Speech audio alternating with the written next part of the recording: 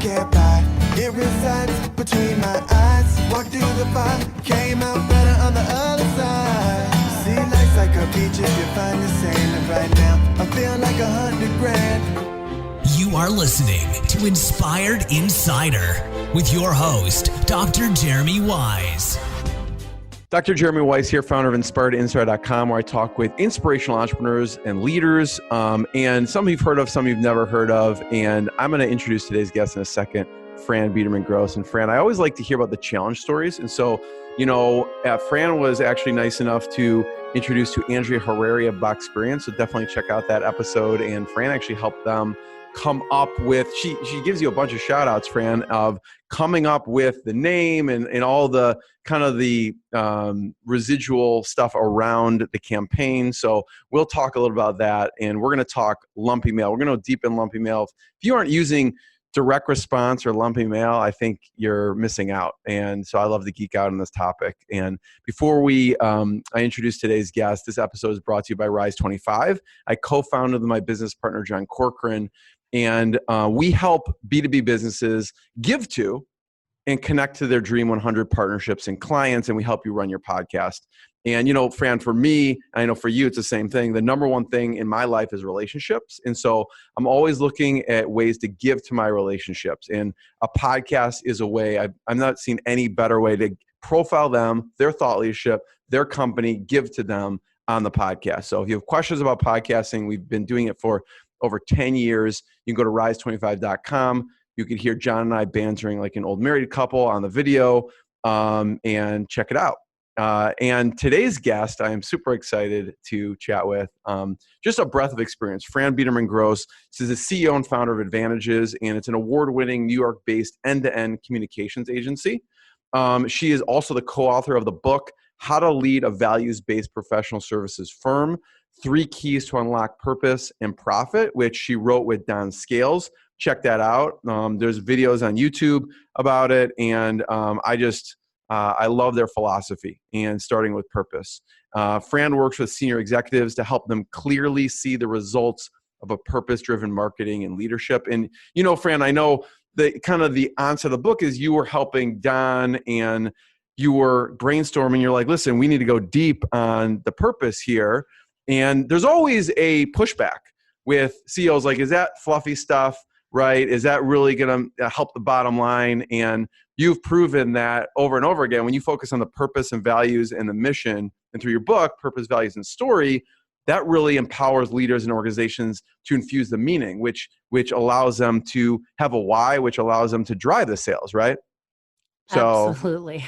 So thanks for joining me. And people can check you out, advantages.net. So I'm super excited to dig in. And we're going to talk about Lumpy Mail, but I want to start with the book for a second and how you came up with the title, and kind of, part of how you came up with the title is you go in to a company and you're thinking purpose and values first.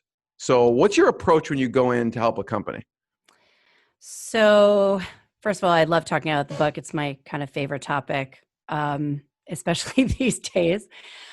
So the book is a bit of an organic result of me being hired to join an internal competition, a logo competition. And a close friend of mine said, hey, the CMO is having trouble finding a purpose-driven agency to design a logo. And I'm like, yeah, you know why? Because we build brands. We design logos, but we actually build brands and the logos that represent the brand we built. And I hate when people challenge me. And she's like, Fran, it's a really interesting opportunity. Go take it. And I did. And the end result of that meeting, I did. I joined the competition. It was 3 internal teams. I had never heard of this global company, Investis, before. They had merged with Zog Digital. Their new mandate was investisdigital.com. You should go check them out. It's great branding. And I did. I presented in 42 minutes. I pretty much took all their briefs in a very polite way. I interviewed. The only thing I had, by the way, in 30 days was a deadline to come up with some logos and the creative briefs and the individual briefs that I had from the prior companies and anything I could find on LinkedIn and Google. That's it. I also had 30 minutes and no more with 8 global executives who were on the decision-making committee. That's it. So I started with the CEO, Don. By the way, this is such a tough task because it's so subjective. Like one person could think this is the best logo we've ever seen in our entire lives. Another person could say, I think my third grader can do that. So it's terribly subjective. Listen, design is subjective, period. And it is not an easy task, but I figured, listen, I had nothing to lose. And I don't like, I'm super competitive. It's a terrible strength that I have. And I did compete against myself because I was about, and it really, as much as it was competing against them, it was about like, what could I do in 30 days to design something that would have meaning, and probably actually politely challenge what they gave me, which is what I did, and then deliver 4 incredible logos. I don't know, all of them were so incredible, but again, it's subjective. So it was about what everybody liked. And of course I saved the best for last. I gave it to them in a digital way so they could feel it, they could touch it. I printed business cards with them. So they really were able to interact with it. When I left, the CEO said, I've been doing this a long time.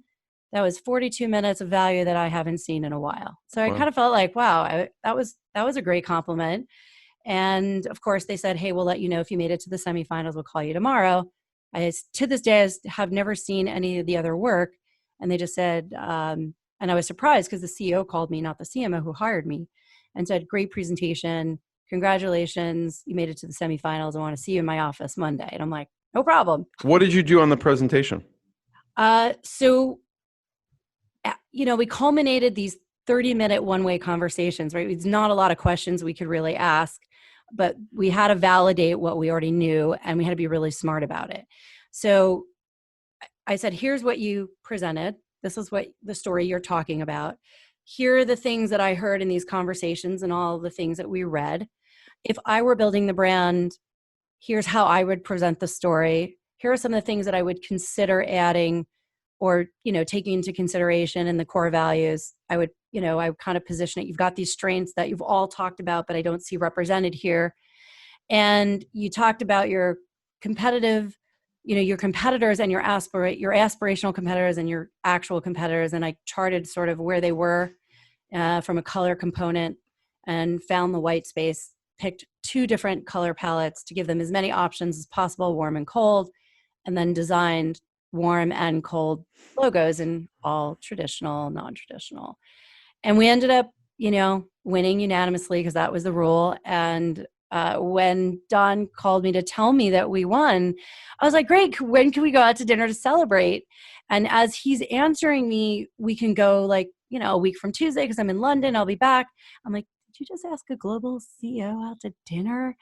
And I don't know, the rest is kind of history. We went out to dinner and we didn't talk about business at all. I was really so curious about his journey and all the things that I learned about him when I was doing my research. And I wanted to learn, of course, more about him. And he was just so intriguing, such a purposeful individual leading a global organization. It was kind of really fascinating. And we hit it off like 2 peas in a pod. And we just kept going out to dinner. And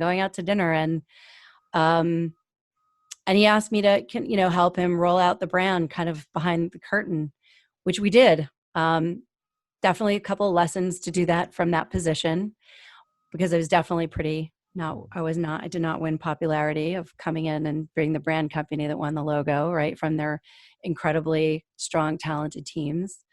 And one day, a couple months later, he's like, this whole framework that you've got me thinking about, and God, it was a horrible thing, this slog, as he affectionately calls it. But, David Maister wrote this book that's really very popular and very well done for professional services and how to manage them. And this has really got to be the 2.0. And I'm like, I'm a branding and marketing expert. He goes, exactly. You have the right approach. And it purpose unlocks profit in every aspect. And in helping as many companies as we do, I really have the experience and the stories like he does, just from a different perspective. So it was a very yin yang, opposites attract, beautiful story. And we're still friends today. So that's good. So purpose, values, and story. I know, in my research, you decided to not just include the greatest stories, success stories, but there are some, I don't know, mistake stories or not Failure failures, stories, Jeremy, failure failure stories. stories. People don't like failure, like learning experiences. But so Sure. what's one of those, quote unquote, failure stories that you decided, listen, let's be transparent here and open up some of the failures, not the successes? When we were writing this, there's one story that totally pops into my mind, and I'm going to share it. But you always learn more from failure, right? You always learn more from things that you can learn from. So you have to be vulnerable so that if you're really truly going to share, that's the place to share, right? Success is great and all of this worked and this is how we do it and that's great. But here's where I realized there was a problem. So one day, I don't remember exactly what we were meeting on, but I really didn't behave in the way a leader should. And I really got very emotional and lost, I have this rule, ABCDE, no assuming, blaming, complaining, defending, or excusing. And when you come to meetings that way, when you're working, if you take the emotion out of it and you're just dealing with facts and you're just dealing with statistics and you're just dealing with metrics, you know what to do. And I let my emotion get the better of me for whatever reason for this particular client. And the client was in the room and my team was in the room. And I just honestly, I just got probably a D minus. And when the clients left, I was still in the room because we take pictures of everything we, kind of draw on the boards to create notes. And I'm just taking my few minutes to do that. And there goes Angelica, walks into the room, slams the door, slams down the water bottle with water going everywhere and says, "You cannot do that ever again." And I'm like, "Oh my God, you are right." Like I didn't get to, "Oh my God, you're right" so fast, but I really did really get there. I did get there and I'm like, "You are totally right." And I think that's when we added excuses to the ABCDE. Mm. But, Did you come up with that, Fran, or is that I've never heard that before. well, I think Yeah. it's, this is like part of my life's work. I think we hear, BCD often, blame, complain, defend. Mm-hmm. And then I was like, A belongs there. When you make assumptions, you're just an ass. So Yeah. it's like A's got to go in there. Yeah. And E was definitely the excuses piece, but I don't look for, I don't look for more. I But feel I think like you have once another add to F, book. you fail. I feel like there's another book there, like the ABCDE rules of leadership or something. I don't know. I think that's just a lesson that goes throughout, but I don't know. Planting a seed for you there.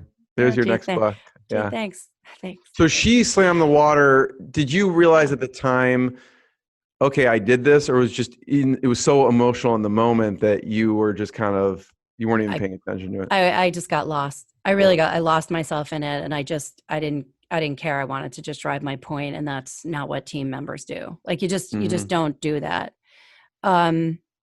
And you can't. You always have to back your team. But what's amazing, and not defend their work, right? Like design is subjective, so you just have to nuance what you like, what you don't, and then again, not defending. But when you draw research from trends or colors or whatever it is into the conversation, you are not bringing the defense component. You are not getting defensive about your design. It's not about that, right? Yeah. So if we stay true to our mission and true to our vision, right?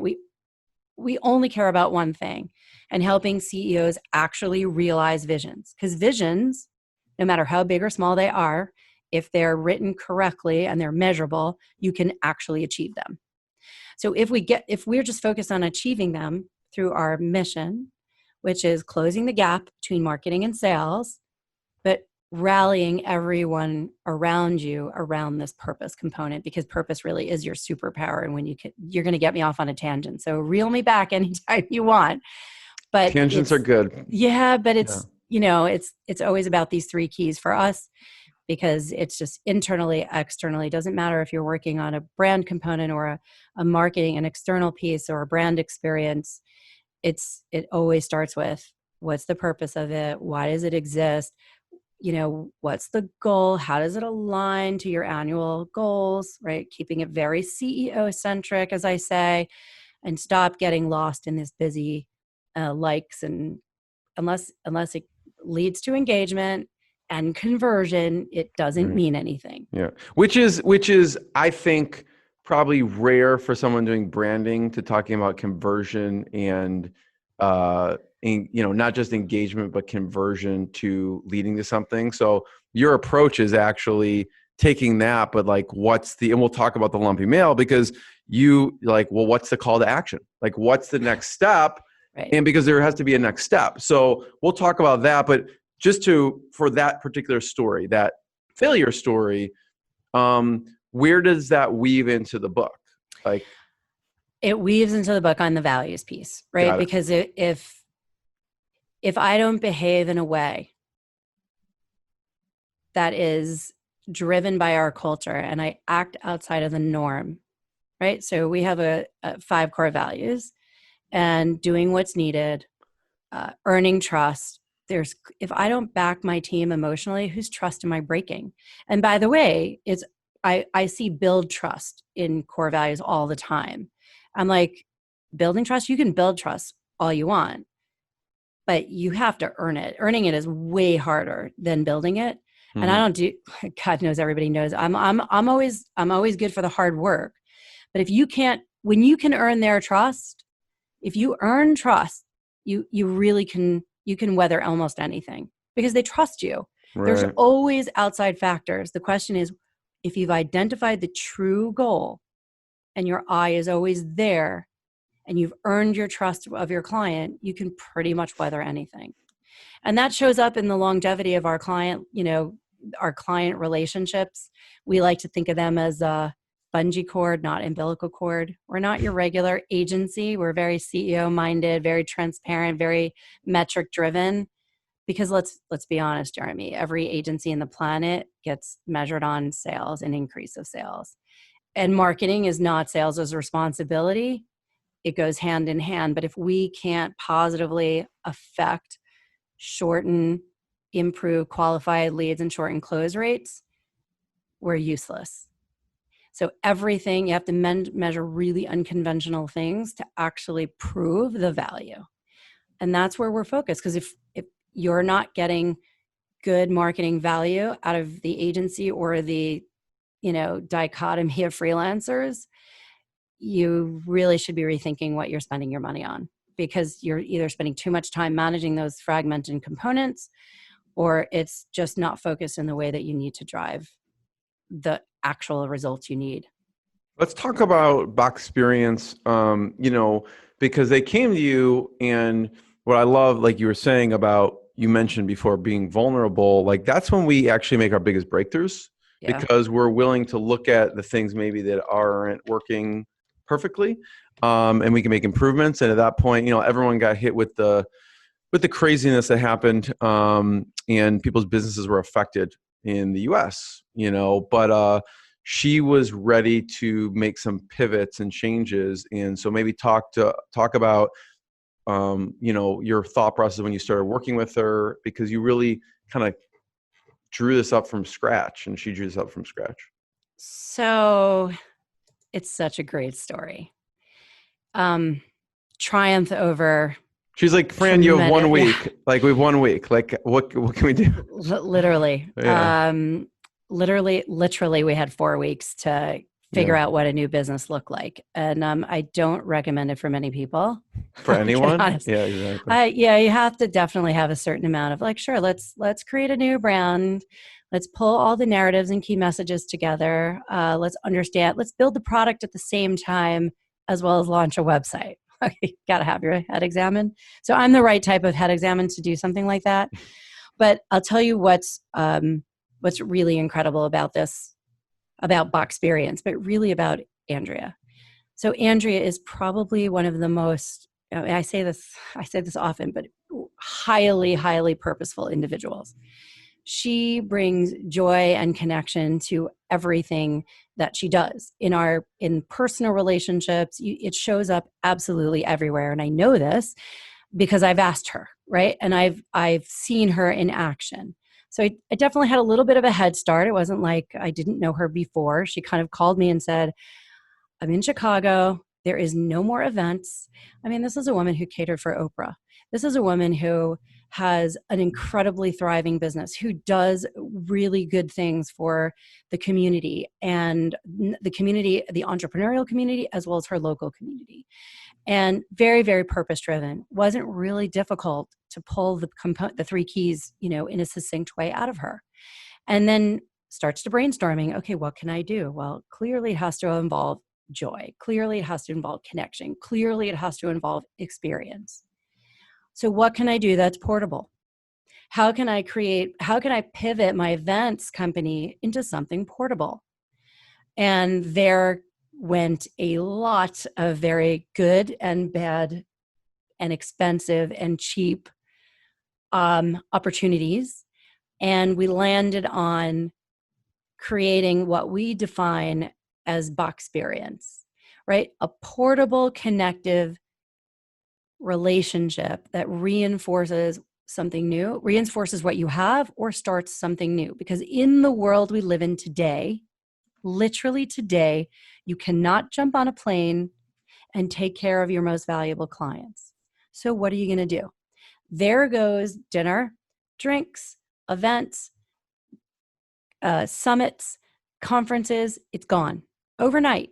Don't know when it's coming back. Maybe 2020, maybe 2021. We don't know. What are you going to do? So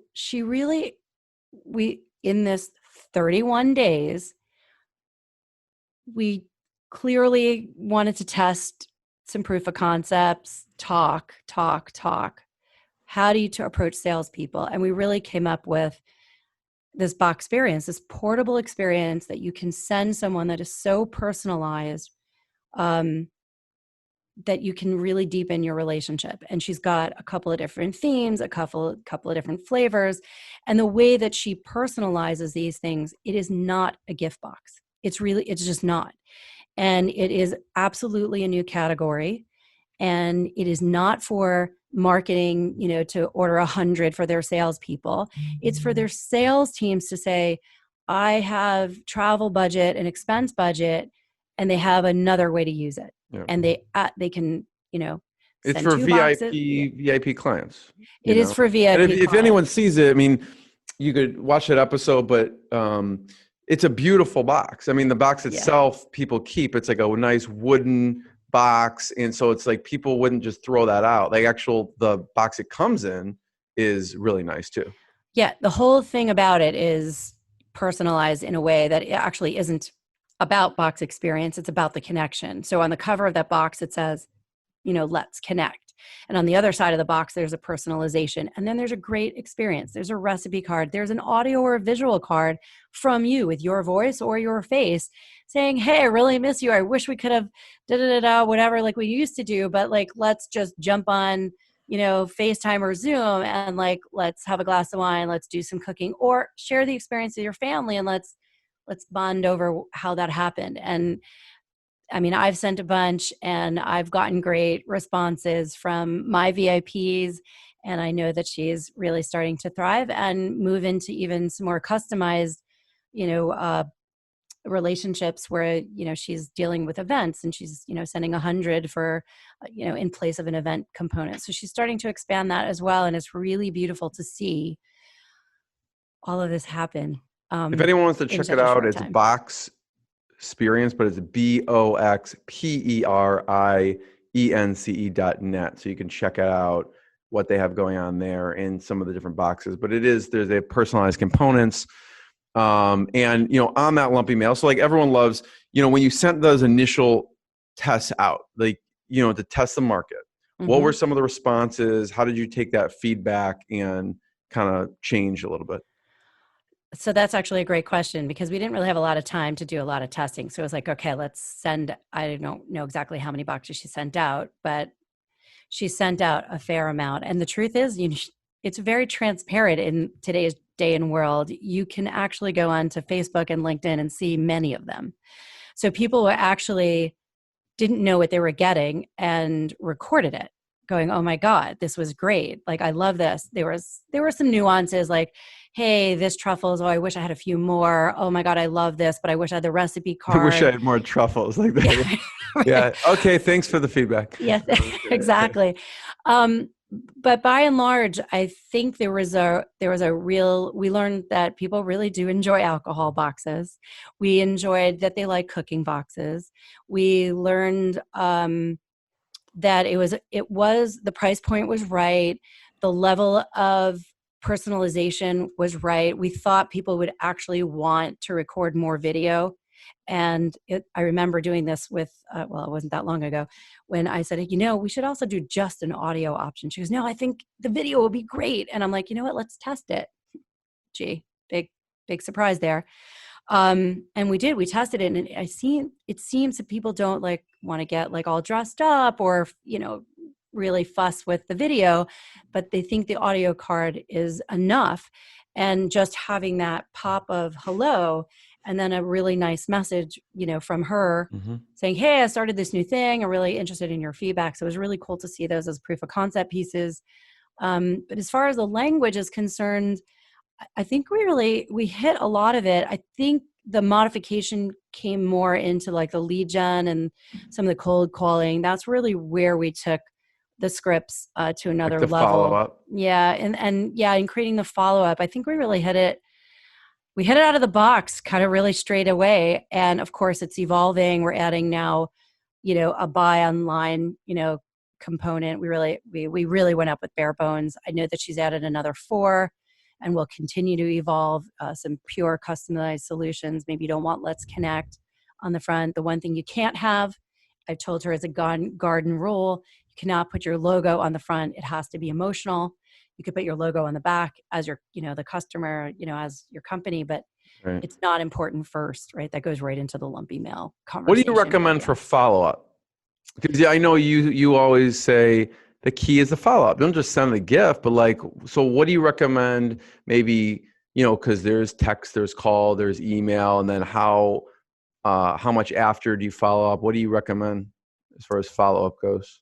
So this goes into the whole sales strategy, which Deb Venable is really, really good at. And I'm going to say there's a triangular piece here. So in building the scripts and trying to understand the frequency, there's different categories of people and how they respond and what they like. So number one, actually creating a follow-up that is multi-part, right? So maybe one component is posting something online about the conversation, appreciating the video that they sent, and even being honest about the feedback, because you really just want this to completely evolve. And Andrea was so great about taking all the criticism and the feedback. And there was a few, I can't say there was an overwhelming, like, oh, this is just like a gift box. I think we honed in some of the messaging so they really understood that it was meant that we want you to actually, the sender should create the follow-up and actually encourage the reach based on the calls to action that they're reading. So that actually has a lot to do with the verbal message that we suggest you send. And as the sender, like, hey, I don't know if Jeremy, if I sent you a box and you were like, hey, I got this, I probably would take a snap of our Zoom and I would probably post it.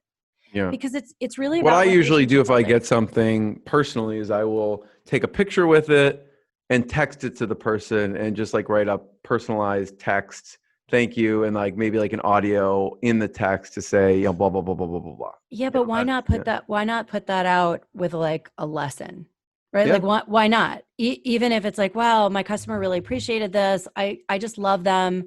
I'm so glad they enjoyed it. I mean, as the receiver, I do that. As like if I receive it, yeah. But I'm saying flip it, right? Yeah. Like you flip the script, I'm saying flip this, and you as the sender do the same, because you can actually highlight the fact that they meant so much to you that you even did that. Got it. So it does put a different perspective on it, and not from a salesy way, right? This is relationship building. We are in a relationship economy, so give them value everywhere. Yeah, So, you know, totally. it's got value to Boxperience. It's got value to the sender. It's got value to you to show how thoughtful you are, how much you care about, you know, the boxes you send for the reasons you sent them.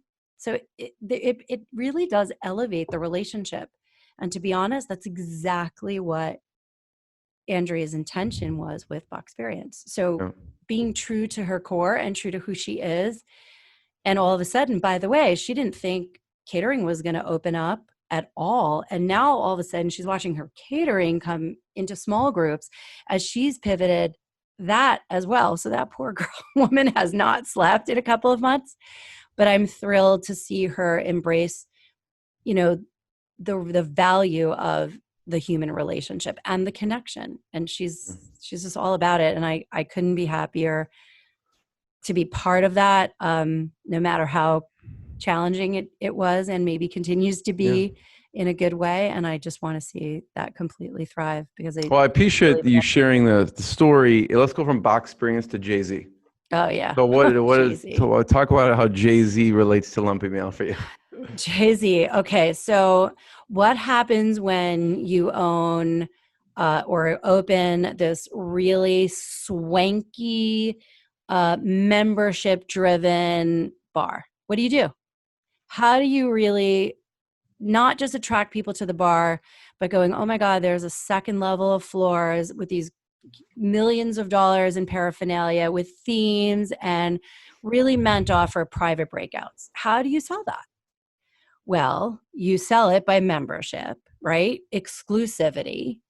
And you deliver it in a way that they are so excited and proud to have forked over that small fortune for this luxurious experience. So if you don't deliver value for their small fortune, no matter what level they chose, you're going to be sunk. So not only does the experience, the welcome box, if you will, has to be spot on, but it has to be the gift that keeps on giving, right? So you have to create the portable piece that they can carry with them, that they can use as a showpiece that is incredibly special. So in the days where the black card was metal and it was the only metal credit card, we developed a magnetic stripe on an equally personalized metal card at 3 different value or membership levels and created a box that became the container that went into another box. So there was a complete, you know, this was when unboxing began. Opening experience. Yeah, this was all about the opening. You had to touch it and feel it. It was like this crazy tactile experience, which, by the way, was a box of an envelope. And you open that to reveal another incredible It's like one of those Russian dolls things where you just keep opening it. And it's yeah. like, and the goodness is inside, but you know, like the Russian dolls, yes, there was an unboxing component, but it was tactile and it was experiential through each, right? So you open to reveal another box, which you slid out, and then that opened up, right? It flipped open, and then there was a personalized, like translucent letter that was tucked into a pocket, and then that revealed, the golden ticket, right? The black card, if you will, that was by color, so it was easy to recognize. It was magnetic, so they could really swipe it, and they could charge drinks to it in their internal system, so it had a lot of functionality.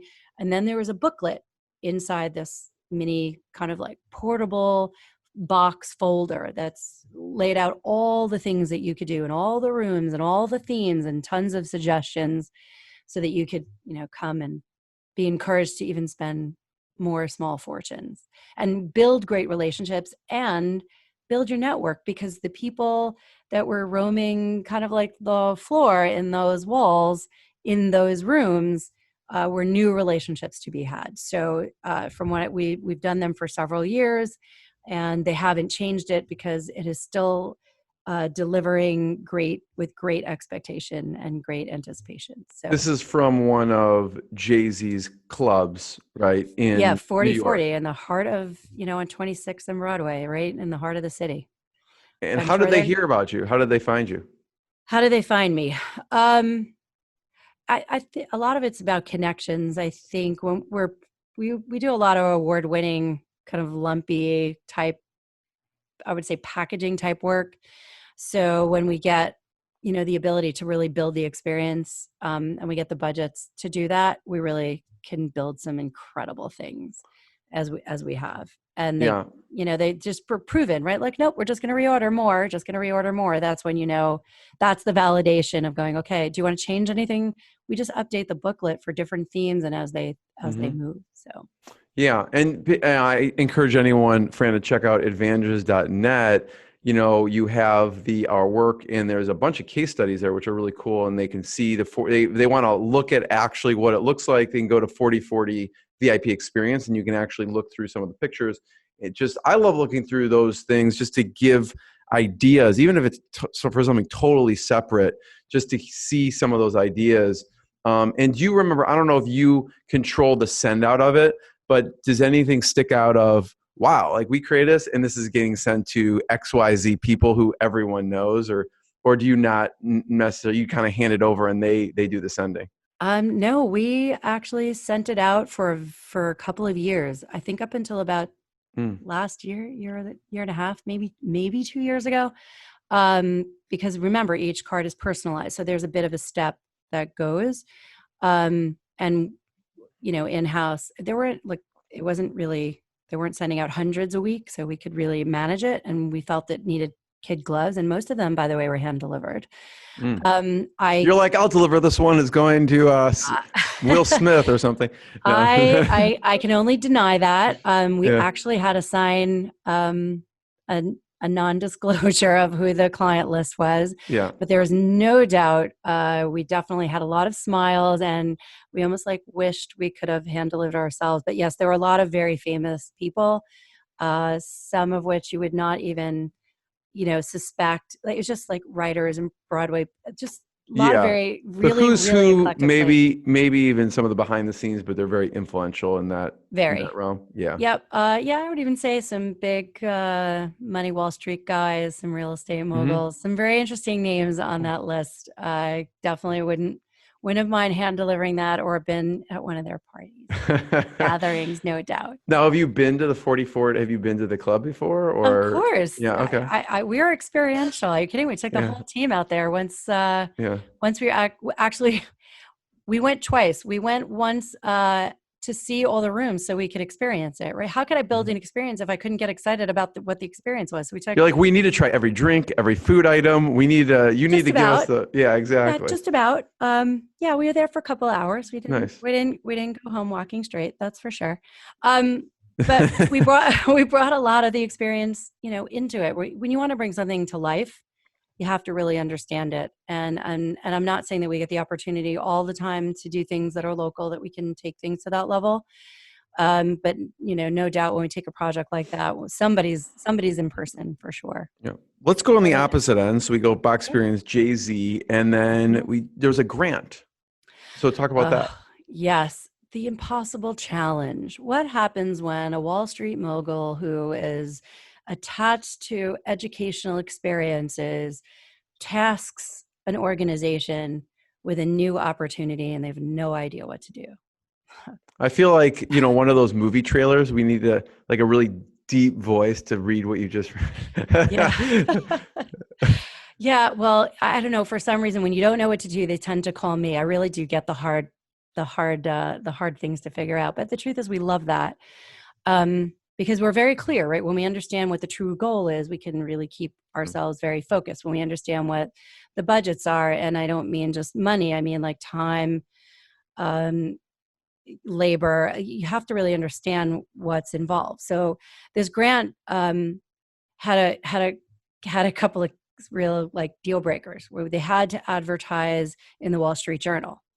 I'm like, okay, well, how do I get to, if the task of the grant was to convince guys on Wall Street, a specific list of 150, 148 to be exact, to actually donate in a 24-month period over $1 million, right, out of their will, bequeath in their will. That's a really interesting What do you do with that? Changing marketing wills. agency? Yeah, that's, yeah. What do you do with that marketing agency? Well, you take that grant and you abide by the rules. So you call the Wall Street Journal and you figure out how many over a period of time we can advertise to build some recognition, right? How many? So that ate a good part of the budget.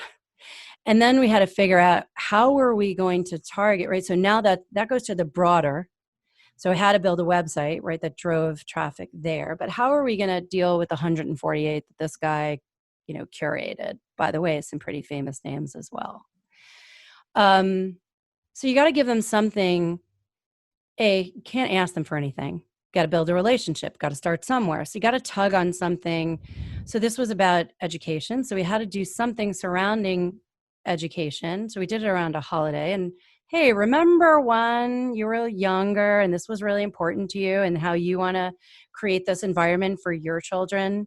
So we kind of, had to dig into the persona of these 100 and, the average of the 148 and what would be important to them and how we would get to them. And we created 2 Lumpy mail, gorgeous customized boxes, by the way. I think they're still on the website. Which would it be under? Olive Education? No, Oh. no. Well, if anybody wants to see them, I'll probably get them back up on the website if they're not there. National Society for Jewish Education. So we sent our first Lumpy mail, was strategically placed, again, in concert with these ads where, what's your best investment? That was pretty much the theme. But when you invest in education, right? When you invest in education, they educate people. When you invest in education who educate people, good people who have good educations do great things, right? So we highlighted Beat Buffett was our first one. Trump was another one. And Soar Like Soros. And Soar Like Soros was my favorite because we got a cease and desist. And we what does that mean? Soar like Soros? Soar Like Soros. So Soros on Wall Street. I mean, he's just like this incredible mogul. Just like these are really very influential Wall Street guys. Yeah. So we started with that, with those titles, and and then spoke about investing in education, and go visit our website. And for the 148, we sent we took your traditional Hanukkah dreidel with your traditional box with a magnificent custom brass menorah. Just evoking the feeling like go off and celebrate with this menorah and appreciate the value of Jewish education. So that led to a number of conversations. Some people are like, "What, are you wasting money if you're trying to do that?" Some of it was great, like, "Wow, they hit the heartstring of, you're right, we need to do that. Let's go to lunch." Those lunches became dinners and relationships where they did hit their target and get the bequeath. I don't know exactly how or where. The goal was like sort of through their wills, if you will. But I know that it was a short-term grant and target. It took a while for those relationships to build, but they did nurture those relationships properly. We did talk about scripting. What's the purpose? What are we getting out of the first meeting? What are we getting out of the second meeting? We took it all the way down. So from website to like almost alternate brand to having that come alive on these boxes, getting them all both hand delivered. One was for Passover, one was for, Hanukkah. And it was just, it was incredible. And we didn't even know that it was going to work, right, for some time. So we kept It's a really long, like talk about, sales cycle. It's like someone changing their will. Yeah. It's not 4 weeks later, sure, let me just change everything in my will. Yeah, but that was a long-term goal, right? So we have to measure unconventional things. So out of the 148 hand deliveries, we had a really high, what we call return touch rate. So we had over 60%, good, bad, or indifferent. First measure, they reached back out, whether they liked it or not. And then it was, okay, out of that 60%, can we get to 30% in-person meetings? Whether it was coffee, lunch, whatever it was. And they we really laid out these really strong, aggressive metrics.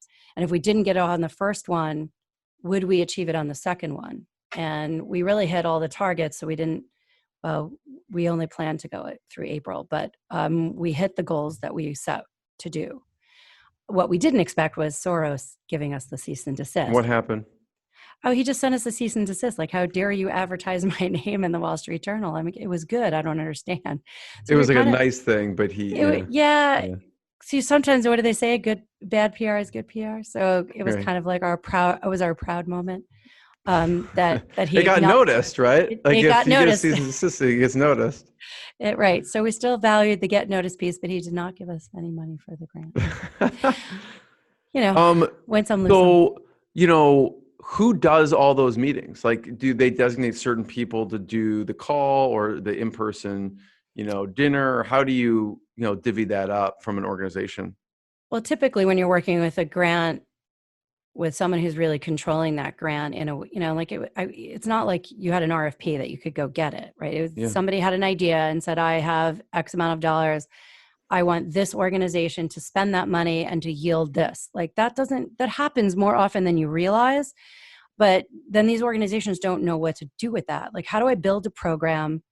Now, typically they're going to have some kind of fundraising department. So that team and our team and the creative team, strategy, creative, writing, we're all in a room figuring this out and building the brand and building the program and seeing what works and what doesn't. Because at this point, it's just all personal relationships. There's not really any more letters that are going to go out, right? It's these 2 lumpy mails, and you get to hit them strategically in the Wall Street Journal about 6 or 7 times, and that's it.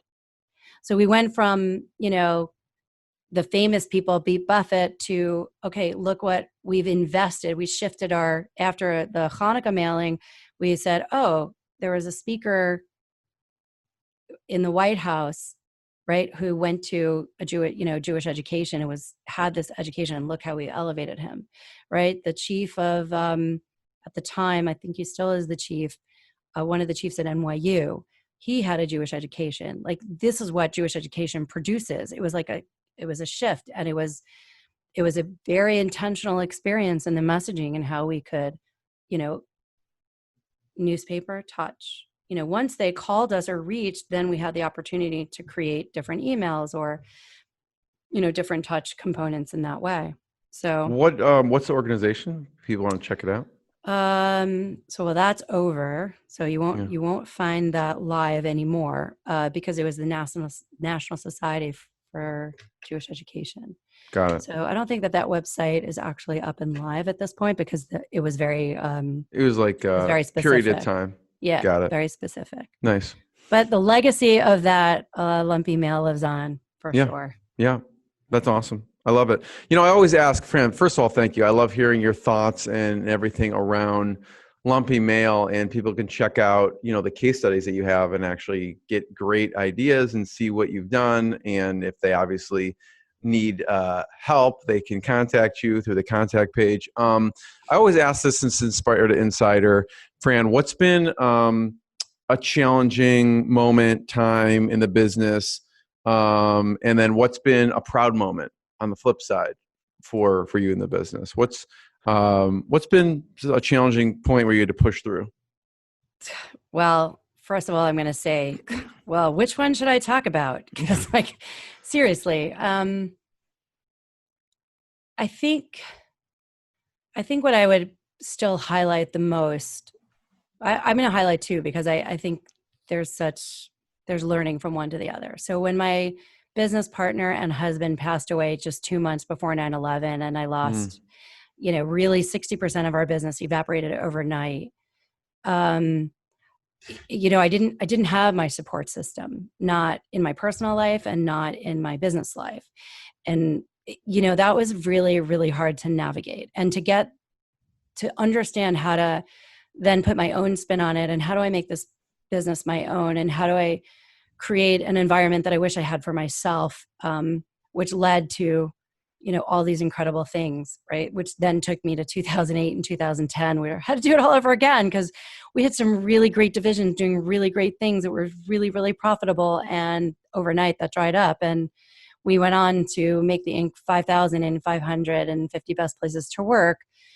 And I didn't do it to check those lists off. I did it because we were purposeful and intentional. We never took our eye off the ball about wanting to help CEOs and leaders realize those visions that they really, truly want to realize, and give them the opportunity to help close the gap between marketing and sales through that effort. I'd say my proudest moment, and by the way, it's no similarity. Like there's no doubt there's tons of similarities between COVID being in Queens, New York, at the heart of ground zero once again, serving primarily a large portion of small business. So we're definitely rebounding and in incredible ways. So it would be the world's forced pause that we've bounced from in a great way. So that was that will prove itself for sure. And I never lost sight of that optimism for sure. Not once, even though no matter how hard it was. And that sounds devastating. Yeah. Can't imagine. It is pretty devastating. When you're attending 3 funerals a day for 13 days straight, and you're trying to serve the community, as I serve on the executive committee of the Queen's Chamber. I'm literally from the business community on the heart of it. And as my family is very active in the local and Jewish community, there's so much I can't, between ventilators or just food, shopping. I can't, it was a very difficult time. I still never lost my undeniable positivity, knowing if I've survived everything else, really, I can't survive this. But not making light of it and being super scared through it, for me and my team. And a proud moment. I'm going to say the proudest moment was when, there's 2 for 2 different reasons. One is when Cameron Herald Facebook messaged me and going, I am so proud of you. I am so proud of the work that you do and the team that you lead. And I was like, what are you talking about? And he's like, you made the 50 best places to work. And I was like, what? You're kidding me. And that's not something you apply for. You just don't know, you just don't know that it happens. Yeah, obviously my team was involved, but I didn't know anything about it. And honestly, Advantages is the place where I really just wish, it's the environment that I wish I had for myself when I was younger, to be a place of support, a place of growth, a place of learning, to do great things, to celebrate the wins, and to work really hard to do it. So I'm probably proudest moment.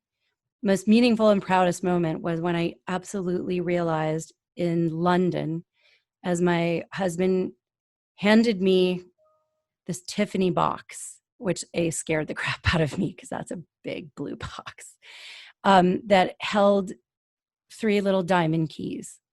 And it was just hours before our London book launch on January 23rd. And I didn't realize the magnitude of work and the body of my life's work that actually culminated in this book.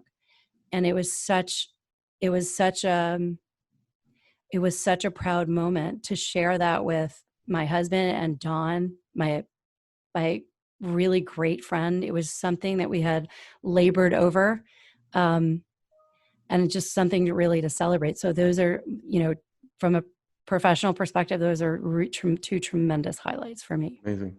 Fran, thank you. I first want to thank you. Everyone, check out advantages.net.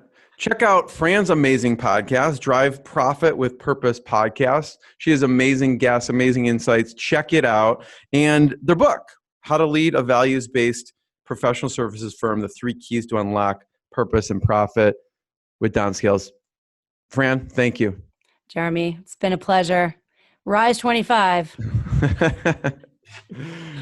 Everyone have a good time on the flip side.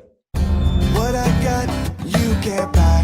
It resides between my eyes. Walked through the fire, came out better on the other side. See, life's like a beach if you find the sand. And right now, I feel like $100 grand.